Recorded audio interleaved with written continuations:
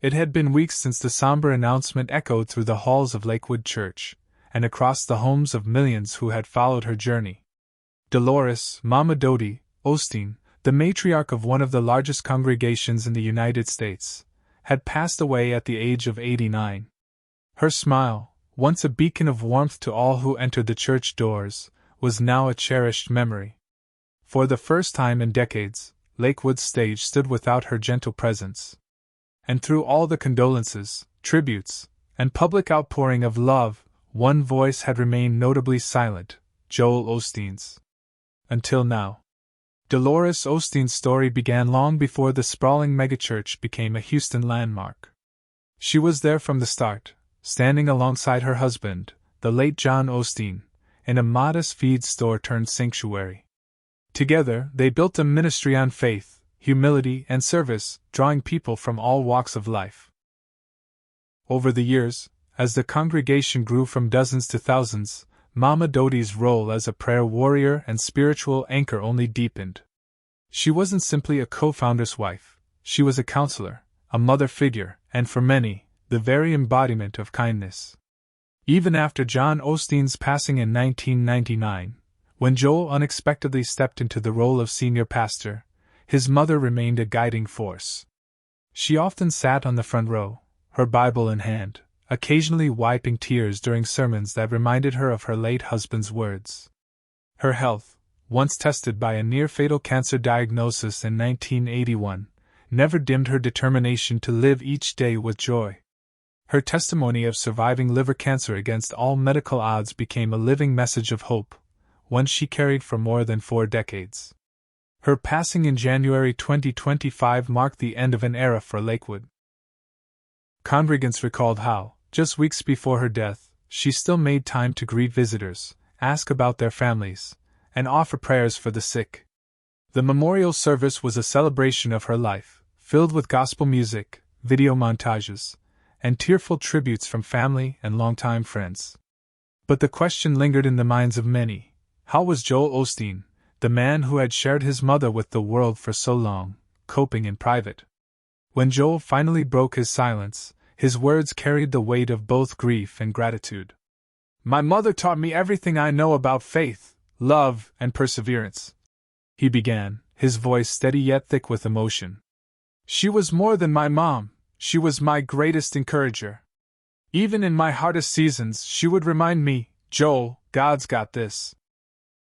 His statement, broadcast during a special Sunday service and later shared on Lakewood's social channels, was met with thousands of responses from people who had been touched by Mama Dodie's ministry. In his tribute, Joel painted vivid images of growing up under her watchful and prayerful care. He recalled mornings when she would pray over the family before breakfast, and nights when she stayed up interceding for members of the congregation who had called in with emergencies. "She lived her life for others," Joel said. "Whether it was a single mother in need of groceries or a businessman struggling with his faith, she always made time. She taught me that true leadership is serving others first." For the Osteen family, the loss has been personal and profound. Yet Joel made it clear that his mother's vision for Lakewood will not fade. "She believed in a God who still works miracles," he told the congregation. "She believed every person, no matter where they came from, could live a victorious life. And I intend to honor her by continuing to share that message every chance I get."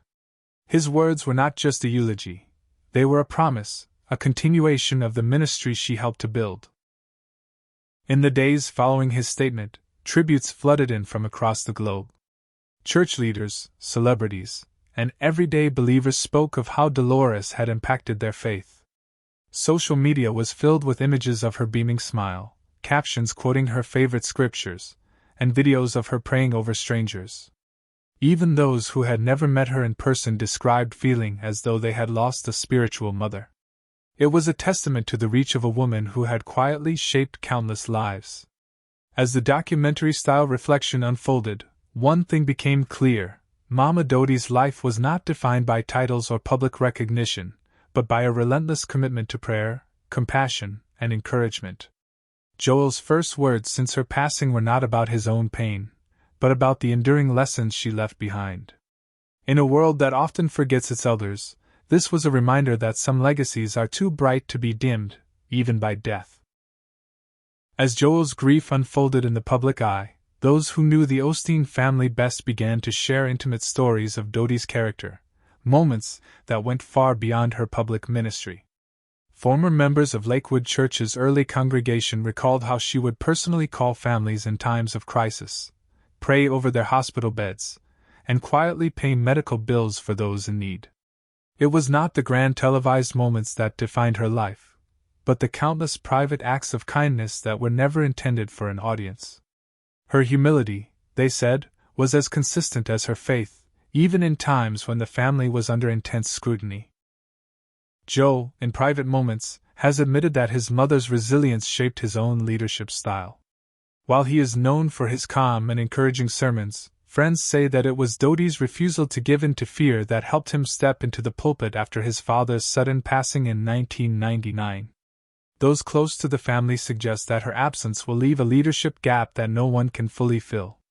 She was not just a symbol of faith, but a source of wisdom whose counsel influenced every major decision behind the scenes. Outside the walls of Lakewood, Dodie's passing has reignited conversations about the legacy of faith leaders in America. The Osteen name, synonymous with both inspiration and controversy, has weathered decades of public debate. Yet, even critics of the ministry have found little to fault in Dodie's personal life. Her story, marked by survival, compassion, and a steady moral compass, stands apart from the polarizing narratives that often surround megachurch leadership. In many ways, her life was the anchor that kept the Osteen family's public image grounded. As media outlets across the country report on her passing, tributes continue to pour in from global Christian leaders, celebrities, and everyday believers whose lives were touched by her prayers. Joe, though visibly heartbroken, has said he will speak publicly about his mother's final days in an upcoming special service. Until then, he has asked for privacy, focusing on comforting his family and honoring her memory in a way that reflects her values, quietly, humbly, and with unwavering gratitude for the life she lived. And so, the chapter closes on the remarkable journey of Dodie Osteen. Her story, now etched into the history of American ministry, will be told for generations, not just for the miracles she experienced, but for the love she gave so freely. In Joel's words, "She was the heart of our family, and though she's gone, her faith lives on in every life she touched." If you're drawn to powerful stories and the most shocking revelations from the world of celebrities, be sure to like this video, subscribe to the channel, and tap the notification bell. That way, you'll never miss another emotional, surprising, or eye-opening update. We're just getting started, and there's so much more to uncover. Your support keeps these stories alive and helps us bring you the truth behind the headlines. Thanks for watching, and stay tuned for more.